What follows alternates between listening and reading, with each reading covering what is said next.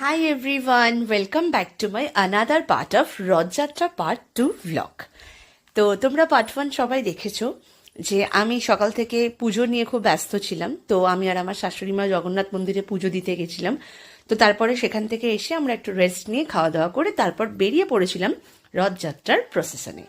হ্যাঁ, তো এখানে খুব সুন্দর করে একদম অনেক কিছু হয় আর কি। এখানে তো আমি আগের বছর তোমাদের সাথে শেয়ার করেছিলাম, কিন্তু এবার একটু দেরি হয়ে যাওয়াতে সেভাবে আমি ভিডিও করে উঠতে পারিনি।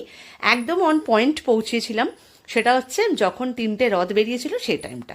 তো এর আগে মোটামুটি যা যা হয়েছিল সেইটা আমি আর তোমাদের সাথে কিছুই শেয়ার করতে পারলাম না। সো স্যাড, কারণ আমার কাছে কোনো ক্লিপই সেভাবে নেই। তো যাই হোক, তো তোমরা এগুলো যদিও দেখেছো। আর 3টে রথের জন্য তো 3টে নাম। তো এটা লাস্টে জগন্নাথের রথ আসে। তো তারপরে আমরা জগন্নাথের রথ টেনে সেখান থেকে আমরা বের করেছিলাম আমাদের রথ। প্রথমে যে রথটা তোমরা দেখেছিলে ভিডিও স্টার্টিংয়ে, সেটা হচ্ছে পুচকি রথ, যেটা আমার মেয়ে আর কি, মেয়ের জন্য যে রথটা সাজিয়েছিলাম।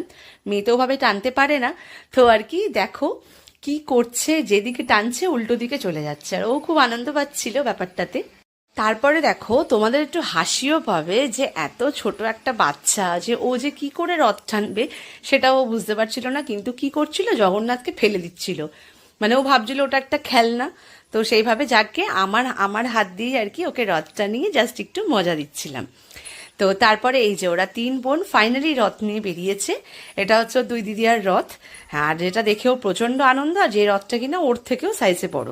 আর এই যে নতুন জামা আর নতুন জুতো পরে একেবারে রেডি আমার মেয়ে রথ নিয়ে বেরোবে বলে। তারপরে ওর যে সোনামা, ওর পিমনি সবার সাথে ও ভাবছে ঘুরতে যাবে, সেই আনন্দে একদম খুব খুশি। ওদের এই বাচ্চাবেলা দেখে আমার নিজের ছোটবেলার কথা মনে পড়ে যাচ্ছে, কারণ আমিও আমার দাদা আমার জেঠুর ছেলে, আমিও আমরা সব পাড়ার সব প্রত্যেকে মিলে এরকম রথ নিয়ে বেরোতাম। আর আমাদের পিছনে আমাদের মারা প্রায় রীতিমতন দৌড়াতো। আর এখন আমার হয়েছে সেই অবস্থা। আর এই যে দেখো, প্রত্যেকের একদম পিসিদের হাত ধরে, মাদের হাত ধরে একদম যাচ্ছে, একদম আনন্দ করতে করতে।